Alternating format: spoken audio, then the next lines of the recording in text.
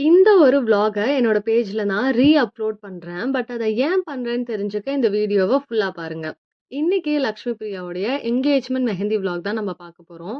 இவங்க என்ன புக் பண்ணதே நேத்து நைட்டு தான். நான் கூட ஏன் இவ்வளோ லாஸ்ட் மினிட் புக்கிங்ன்னு கேட்டதுக்கு அப்புறம் தான் தெரிஞ்சது. இவங்க ஏற்கனவே புக் பண்ணியிருந்த மெஹந்தி ஆர்டிஸ்ட் சொன்ன டேட் அண்ட் டைமுக்கு வரவே இல்லன்னு. அண்ட் தேங்க்ஃபுல்லி 1 டே கேப் இருந்ததுனால இவங்க என்ன தேடி கண்டுபிடிச்சாங்க. நானும் போயிட்டு என்னால முடிஞ்ச பெஸ்ட் ஒர்க்க குடுத்தேன்.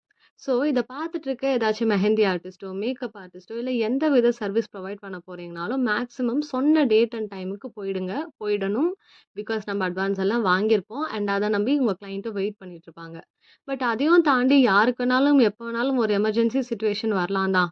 அப்ப கூட எவ்வளோ முன்னாடி அத உங்க கிளையண்ட் கிட்ட கன்வே பண்ண முடியுமோ, அத பண்ணிட்டீங்கன்னா, அட்லீஸ்ட் உங்க கிளையண்ட் ஒரு ரீப்ளேஸ்மென்ட் தேடுறதுக்காச்சும் கொஞ்சம் டைம் மிஞ்சும் அவங்களுக்கு.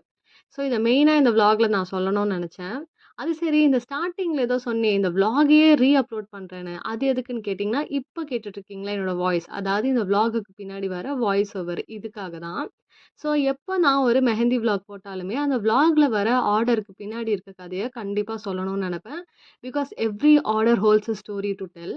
அதுக்காக சின்னதா ஒரு ஸ்கிரிப்ட் எழுதி, நாய்ஸே இல்லாத அட்மாஸ்பியர்ல உட்காந்து பேச ஆரம்பிச்சா, என் வாயிலேருந்து சரளமா எதுவும் வந்து தொலையாது. ஸோ இது மாரி சின்ன சின்ன ஸ்ட்ரகுளோட தான் நான் எல்லா வாட்டியுமே ஒரு வாய்ஸ் ஓவர ரெக்கார்ட் பண்ணுவேன். பட் என்னவோ தெரியல, இந்த ஒரு விளாகுக்கு நான் எத்தனையோ வாட்டி டேக் எடுத்தாலும், ஒரு வாட்டி கூட உருப்படவே இல்ல. சரி, ஓகே, பாட்டியே போட்டுருவோம்னு அப்போதைக்கு போட்டுட்டேன்.